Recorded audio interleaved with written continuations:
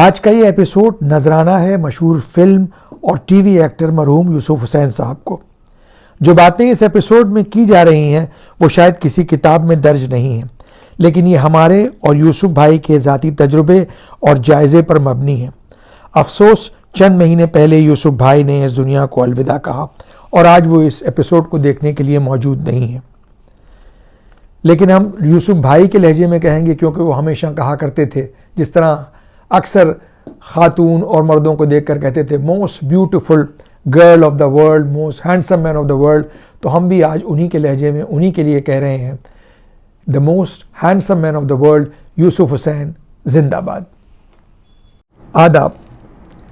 Culture बाज़ार के एक नए एपिसोड में आप तमाम हजरात का एक मरतबा फिर खैर मकदम है।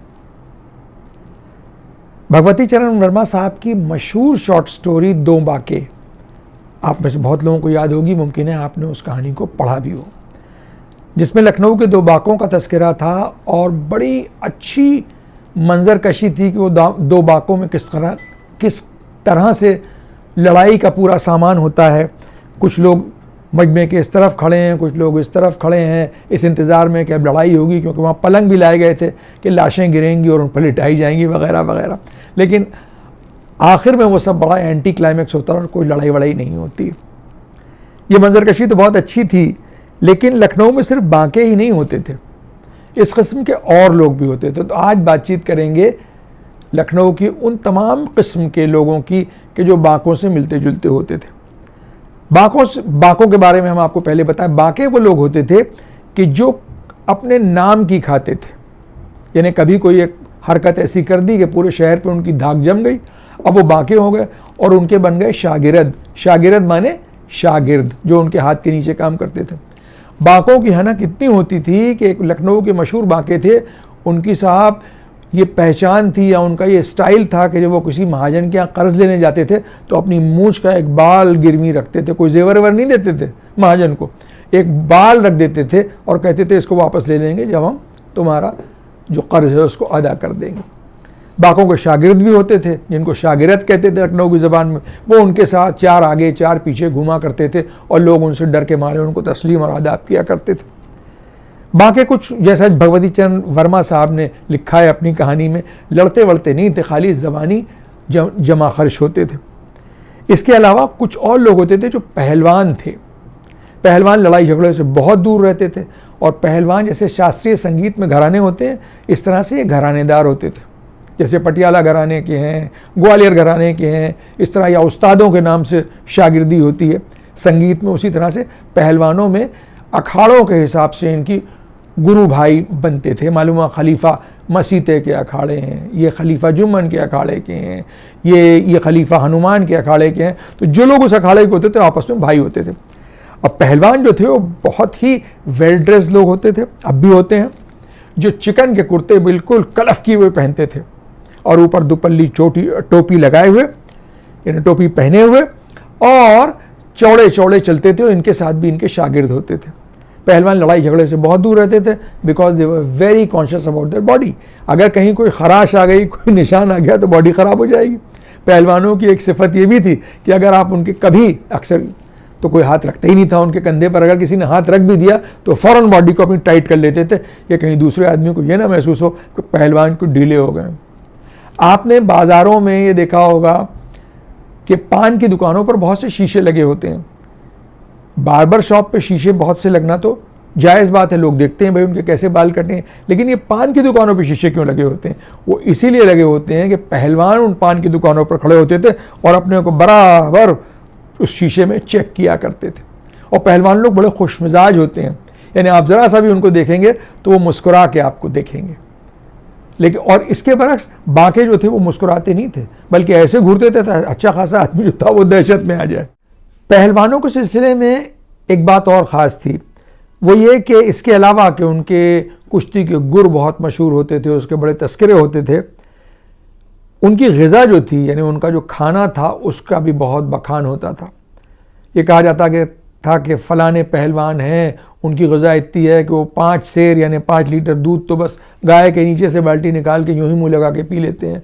आधा किलो अखरोट की गिरी जो है वो चबा के थूक देते हैं, इतने बादाम खाते हैं और फलां चीज़ खाते हैं, ढिमकानी चीज़ खाते हैं।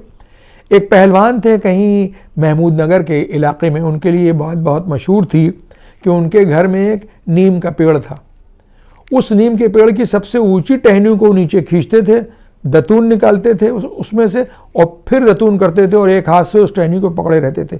ये उनकी ताकत का एक मुजाहरा था। इतने ताकतवर थे कि उस पेड़ को पकड़े रहते थे, उसकी टहनी को, और जब वो दतून कर लेते थे, थूक देते थे, कुल्ली करते थे, तो उस टहनी को छोड़ देते थे और वो बाकायदा पूरी स्प्रिंग की तरह ऊपर चली जाती थी।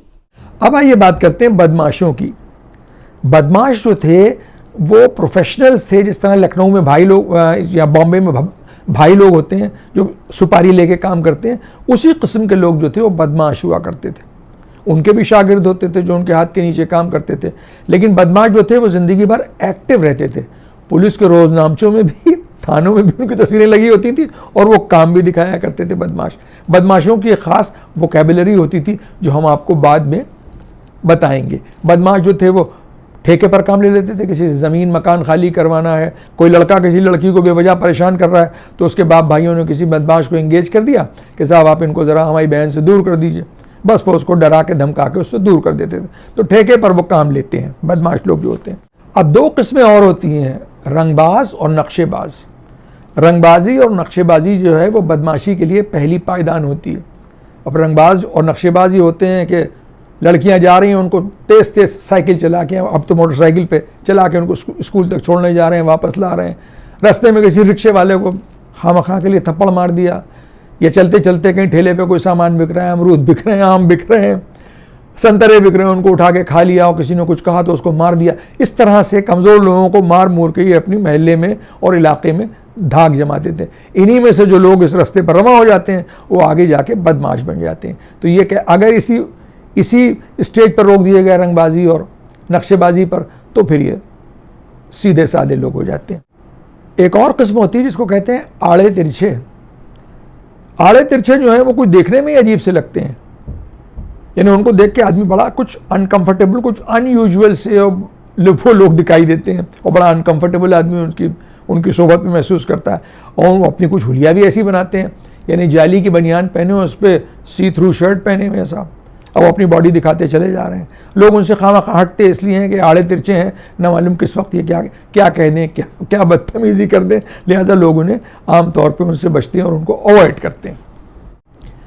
लखनऊ के सबसे ज़्यादा मशहूर और सबसे ज़्यादा पाए जाने वाले लोग जो होते हैं, जिनको लोग आमतौर पर अवॉइड करते हैं, वो है चिहाड़ी।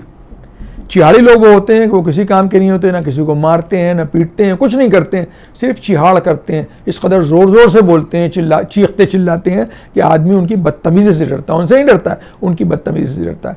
अब आजकल जैसे इलेक्शन का माहौल है, अब वहाँ किसी की मीटिंग हो रही है, कोई कैंडिडेट आया अपनी मीटिंग कर रहा है, वहीं बीच में जाके खड़े हो गए, वो सब चीखने लगे कि कोई तरीका है, पूरे रास्ता आपने बंद कर दिया, स्कूल के बच्चों की छुट्टी हो रही, कोई आ जा नहीं सकता। तो जो कैंडिडेट वो समझ गया कि ये कोई ज़ोरदार आदमी है, उसने बुला के पैसे दिए और इनसे कह दिया कि देखिए हमारे बिल्ले और पोस्टर और झंडे जो है नुचने नहीं चाहिए। तो इस तरह से इनका चिहाड़ियों का काम भी चल जाता है।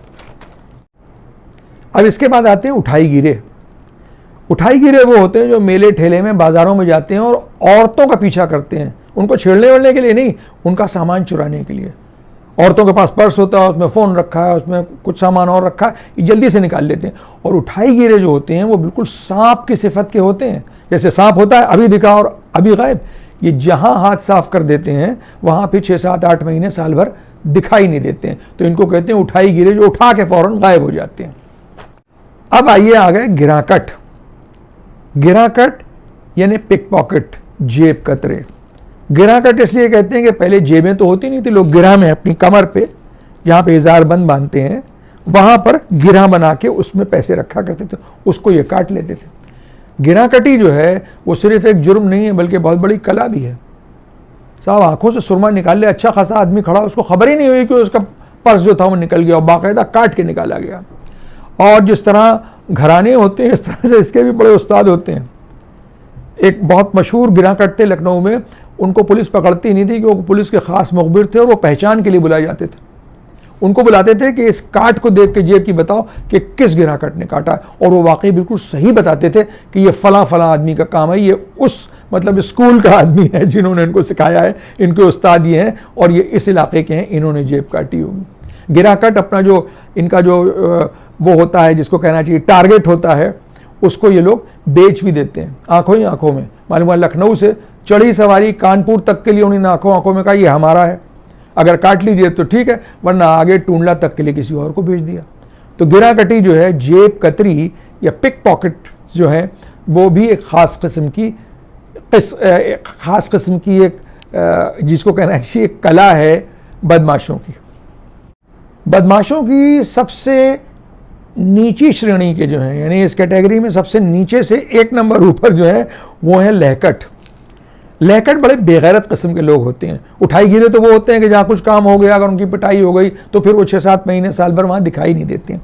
ये ऐसे बेगैरत होते हैं, किसी ने 4 थप्पड़ ही मार दिए तब भी ही हंस रहे हैं और कह रहे हैं आपस की बात है हमारे, फिर वहीं खड़े हुए हैं।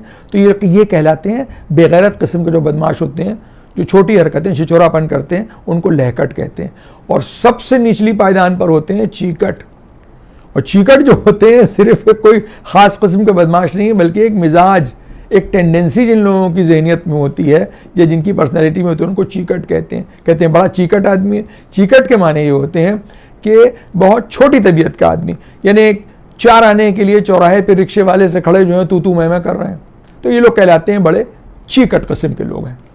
हैदराबाद में चीकट लोगों को कहते हैं चमचिच्चड़। और यहाँ पर हमें याद आया कि जयपुर के जो हमारे दर्शक हैं उनकी दिलचस्पी के लिए हम बता दें कि वहाँ कुछ लोग होते हैं जिनको लपके कहते हैं। लपके वो लोग होते हैं कि जब यात्रियों की बस आती है उसमें अगर फॉरेन टूरिस्ट हैं तो उनकी तरफ लपकते हैं और उनसे टूटी फूटी अंग्रेज़ी में उनको बताते हैं और सब चाहते हैं कि हमारी सवारी पे बैठ के ये पूरे शहर का टूर करें, तो उनको लपके कहते हैं।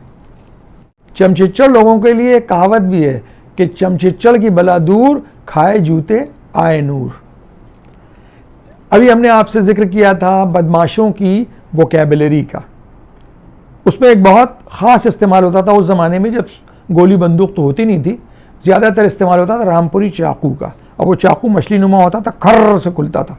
उसके लिए बदमाशों की, जैसे ये बॉम्बे में भाई लोगों की होती है, घोड़ा कहते हैं उसको बंदूक को या पिस्टल को, उसी तरह से वहाँ कहते हैं टाकी लगाना। टाकी लगाना मैंने पेट में चाकू भोंक देना। अब टाकी के माने क्या होता है? टाकी का लफ्ज़ का इस्तेमाल होता है जब कोई तरबूज खरीदने जाता है तो आपने गौर किया होगा कि उसको कटवा के देख लेते हैं, थोड़ा सा पीस उसका निकाल के कितना लाल है कितना मीठा है, तो उसी तरह से कहते थे उसने पेट में उनके टाकी लगा दी। और दूसरा लफ्ज़ इस्तेमाल होता था घंगोल दिया।